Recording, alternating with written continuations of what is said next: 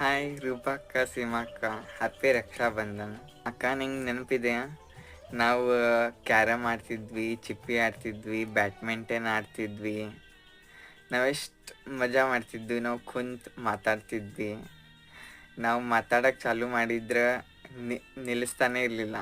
I use to share my all the feeling with these two. ಸಣ್ಣಾಗಿರ್ತಾಗ ನಂಗೆ ಭೇಳ್ಪುರಿ ಪಾನಿಪುರಿ ಅಂದ್ರೇ ಗುರ್ತಿದ್ದಿರ್ಕಿಲ್ಲ. ಇವರೇ ಇಬ್ಬರು ನಂಗೆ ತಿನ್ಸಿದ್ದ ಹೆಚ್ಚು ಭೇಳ್ಪುರಿ ಪಾನಿಪುರಿ.